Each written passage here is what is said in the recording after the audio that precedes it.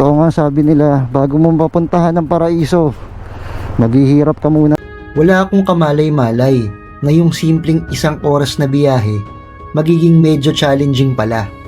Puro lubak yung daan, pero kahit ganun, tuloy lang kami.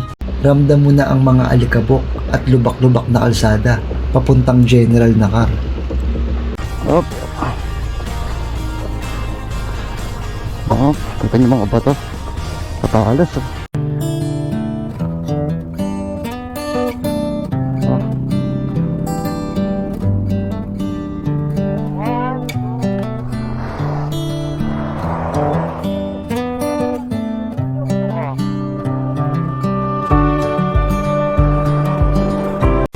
Masangga Point.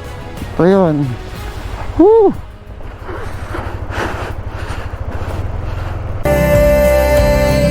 Well, something's gotta give today. It's a good day today. It's a good day to live.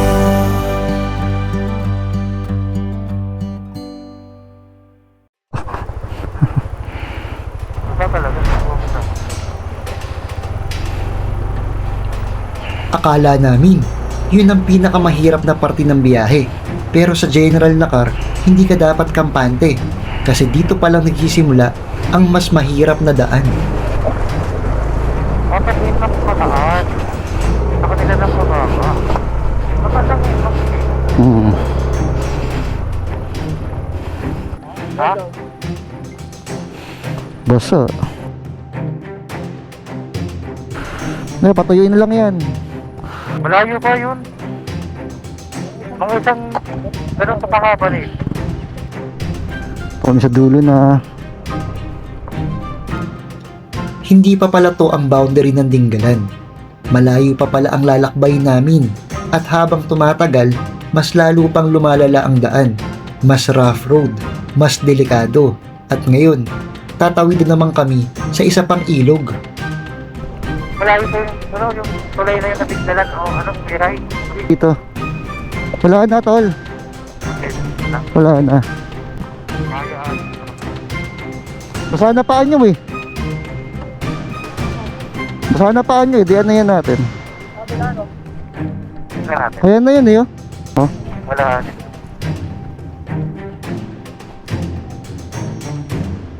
Wala ako ba? Wala. Mababaw. Dito sa gilid. Dito. Oh, dito mababalahaw. Kaya. Kita basa na paan nyo eh. Ayan o. Ayan lang o. Kaya ba? Yan na yung huli natin tawid. Ito na yan tol. Last na yan. Dito na tayo eh. Takbo. Oh, di ba? Oh. Oh, di ba? Ano, sinagasaan nga lang niya. Oh.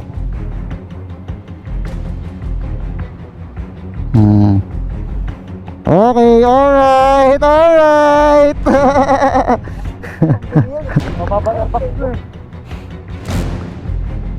Hindi mo na ako agad dyan. Ano? Dito na nag-alangan si Sir Eli. Mababa ang motor niya at may risk na pasukin ng tubig ang air intake. Isang maling desisyon lang, pwedeng tumirik sa gitna ng ilog. Pero sa huli, nilakasan niya ang loob niya at tumawid pa rin. At oo, nakatawid siya.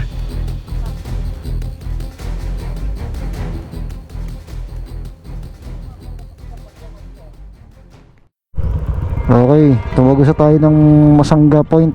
Masanga Point ba, Junes? Masama po yun. Masanga Point, tumagos tayo ng Masanga Point. Tingnan natin kung saan kami pwedeng pumunta sa pinakadulo na pwedeng abutin tong motor namin. Maganda, doon tayo. Tapos Okay, may sabat naman na tayo ng prospect. may prospect na kami. So good sa tayo. So siguro naman baka nagsawa na kayo sa rough road na pinapakita ko sa inyo. Guys, kayo na para rough road to eh. Andy rough road eh oh. Ayan oh. Ako nga tol, okay na ako sa mga ganyan, may puno sa may, tapos may grass. Tapos tapat ng ano. Dito na sila nakuluhod. Alam ko na to. Ayan o. Okay. Oh, ganda dito ah.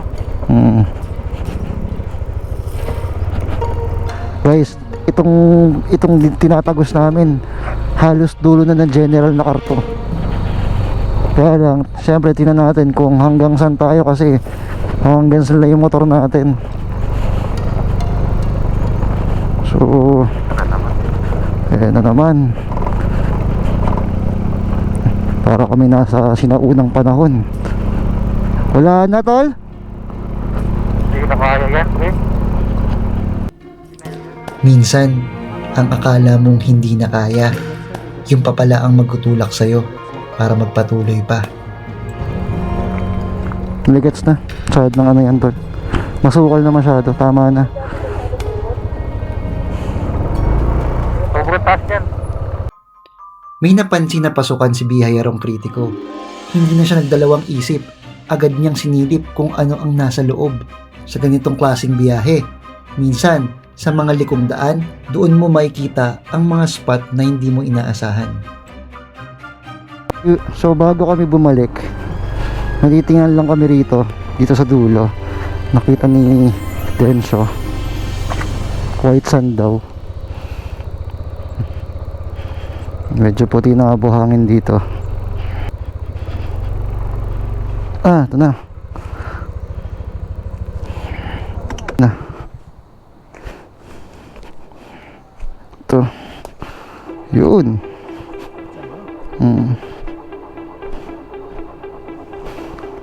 Ayan ah, ganda.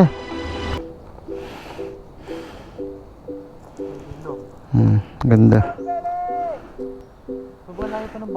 Pero ito na yung kaya ng motor natin tol na ng power siguro natin, 'di ba? Pero iba kasing kwento pag naka-enduro tayo tol eh, or alam mo yun, maganda yung suspension natin. Ibang kwento yun tol eh. Ito tol, ito yung sa motor lang natin tol. So guys, ito yung base lang sa motor na kayang abulin ng motor namin at capable kaming gawin. Ito yun guys.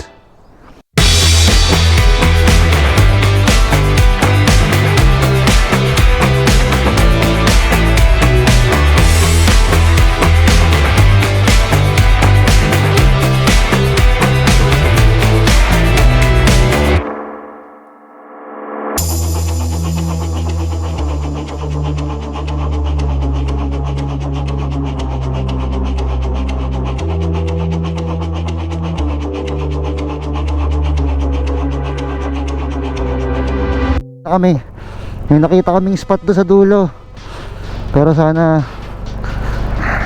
kaya naman namin. Nakarating na kami rin sa dulo, sagarin na natin. Pag okay yung spot na yon, ang ganda, white sand. Sabi nila ang general na car daw ay hindi white sand, pero ito white sand.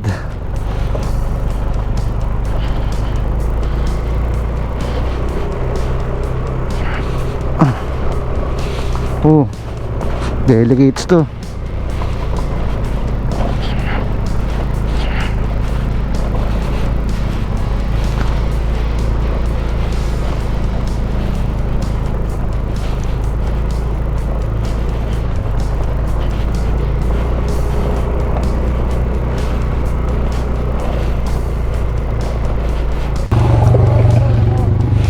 Oh, guys, delikado to ah.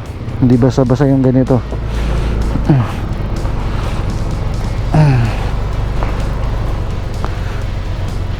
Kaya hindi na kasi tayo eh. So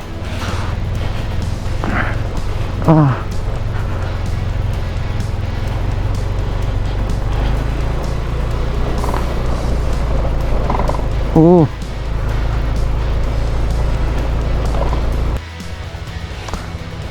Sa lokal, chicken na chicken lang oh. Ang ganda oh. Pero guys, dedicates to. Kung hindi pa kayo sa motor, huwag niyong subukan to. Pero ganda. Pero that's the game eh. Wala eh, saya to eh. Okay, magpalit tayo ng baterya kasi sayang oh. Galing kami ron, guys, 'di ba? Tapos tumagos kami, doon kami galing, doon sa taas na 'yun, no. Doon sa taas na 'yun, tapos ito kami sa beach. Doon kami ispat, oh. First time kong ginawa ito sa talang buhay ko, pero gusto sa mga unforgettable memories ko siguro. Sobrang diba? Tumagos na naman siguro. Sa akin guys, ewan ko sa iba, pero sa akin extreme na to. Tumagos ka naman, naka-scooter na.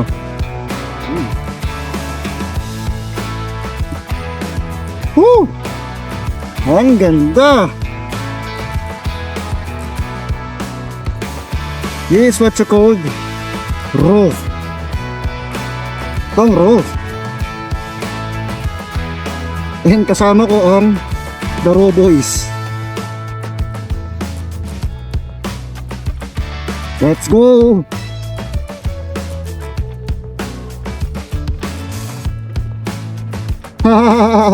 Astig!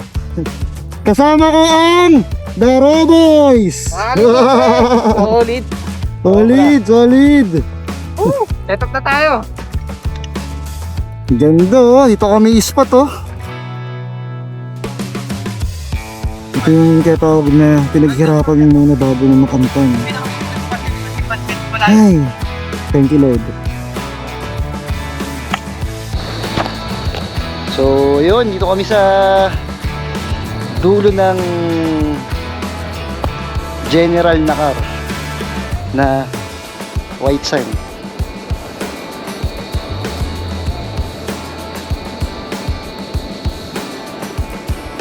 So walang bahay dito, yan lang, tubo. So ito yung Raw. Kasama ko ang The Raw Boys. So nakaka-fulfill lang na nakapunta kami rito, as in hindi ko inakalang makakarating ako dito kasi first time kong nagpunta dito sa General Nakar na tumataas balahibo ko. Kasi enduro lang kasi ang pwede rito, guys. So kumbaga para ma-achieve mo na naka-scooter ka. Ayun ang scooter, oh. Yung nakita nyo kumbaga ang tatalas ng mga bato. Pero buta lang kondisyon yung motor natin. Dumaan kami ng maraming ilog. Ha, grabe. Ano lang, fulfilling yung ginawa namin ngayong araw na to, na hindi ko inimagine na makakarating kami rito sa dulo ng General Nakar. Hindi pala dulo to, para sa amin, kumbaga dulo ng kaya naming kumbaga ma-reach, dahil naka-scooter lang kami, scooter. Ayan, scooter. So kumbaga para sa amin extreme na to yung dinaan natin, na ayun, kita niyo yun, dumaan tayo dyan. Grabe. Kumbaga talagang sinaga natin na unti-unti basta makarating lang tayo dito. Kasi kanina nandun tayo, eh. Pero may daan dun, kaya lang hindi na namin hindi na kaya, kailangan kang tumagos, kailangan umakyat ka talaga dun sa bundok na yun. Which is mga enduro lang talaga na nakakapunta rito. Ayun guys, so sa mga nakaabot dito, maraming salamat. Sobrang memorable sa akin itong, kung napapanood nyo ngayon to, sino man mga nanonood ngayon, sobrang memorable sa akin itong lakad na to, kasi para sa akin extreme na to. Hindi naman ako normal rider lang ako, kumbaga extreme na sa akin to dahil hindi kami naka enduro, naka normal na scooter lang kami na tinagos namin, na medyo iba rin yung hirap na what a day. Yun naman sa what a day, na grabe yung, and thank you, dahil kumbaga thank you Lord na nakarating po kami rito ng safe and sound, na sobrang delikado ng mga dinaanan namin, and pabalik sobrang delikado pa rin nun. Yung paakyat na dyan, wala na, sobrang delikado yan, pero Gagawa natin ng paraan para makauwi tayo. Ang importante yung mga motor namin maayos. Diyan kami po pwesto. So, sakto. Sunset. Ganda. Ganda rito. She said, hey you, isn't it funny how we always seem to meet at every place in town? Yeah, I must be lucky. I reply, you can take me high. Maybe I just wanna see ya. I'll go anywhere if you be there. Feels like I can fly. Think I'm gonna break the ceiling. I just wanna keep this feeling. You can take me. Baby, you can take me.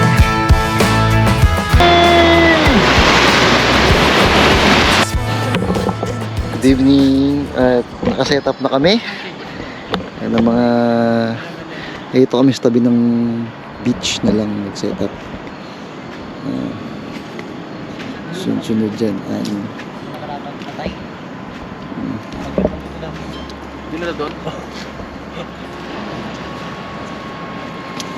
Tulo-tulo lang.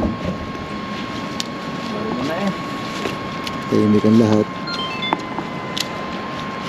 Pagod.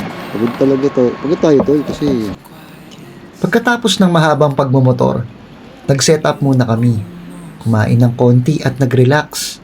Dahil bukas, balak pa rin naming umabante. Baka sakaling kaya pa. Something unspoken. Will you let me in? You and I will always have that one night. Come morning light, we'll always have that sunrise. We'll always have that sunrise. Gabi umuulan. Gising ako kanina ng oras na yun. Hindi ko alam. Wala kasi akong orasan dahil patay yung cellphone ko. Nagpahinga naman kami. Kaya lang kagabi lamig na lamig ako. Lamig kagabi.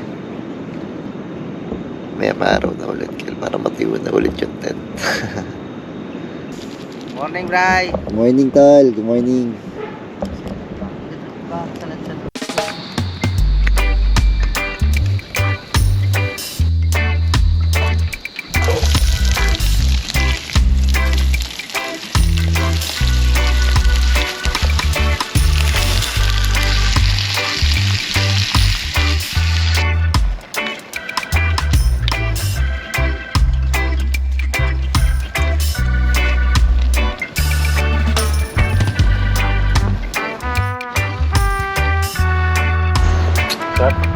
Happy sa baw. Sabaw-sabaw? Hindi pa batat. Oh, bawal yan sa'yo. Pasukin mo konti lang. Tingin lang. Ang sabi, sarap. Sarap to. Sarap. Ang sarap.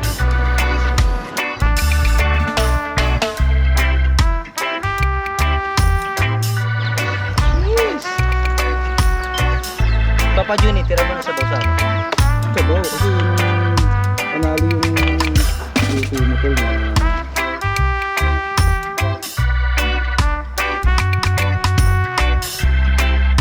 buko tayo. Nabayaran ko lang. Kasama na yung kasama na yung dito. Sarap.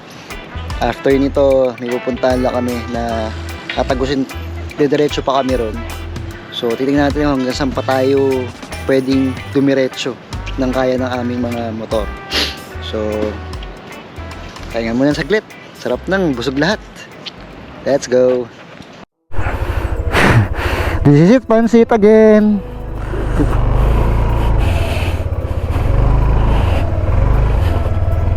Uy! Muntikan na. Ha?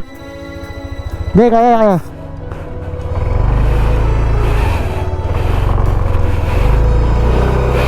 Woo!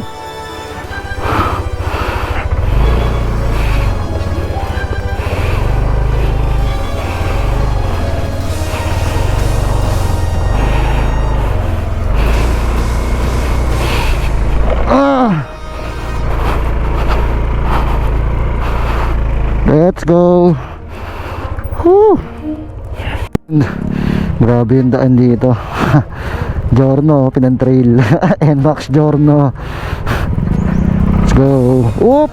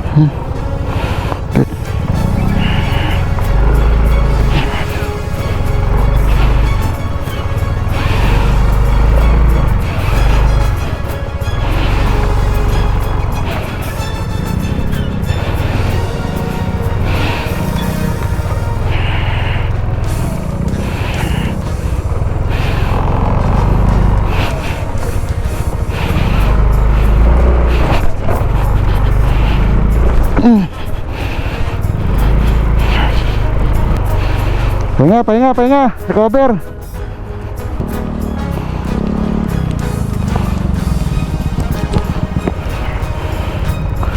Ay, grabe. Whew. Hindi ko alam kung hanggang saan kailan tatagos to. Konting ano pa lang. Hirap na kami. Ano? Tagusin pa natin to? Ayun na, taas na siya. Sa puntong ito, napahinto kami. Nag-usap kung tutuloy pa ba o hindi.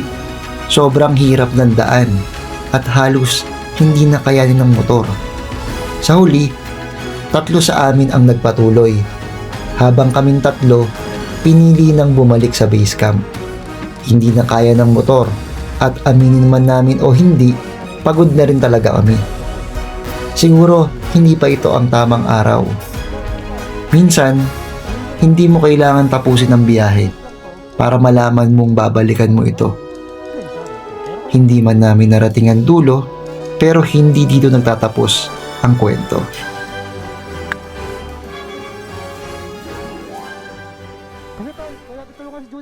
Okay, so nakabalik na tayo, nakapag-pack up na rin tayo. Dapat sisibat na kami.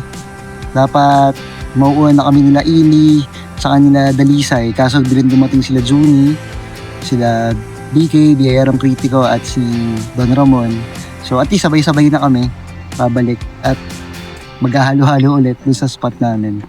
So mukhang dito ko natatapusin yung vlog. Sa mga nakarating dito, sana nag-enjoy kayo. Maraming salamat. Marami pa tayong mga i-upload ng na video na abangan nyo. So yun lang. Maraming salamat sa inyong lahat. Kita-kits tayo sa next episode. Peace.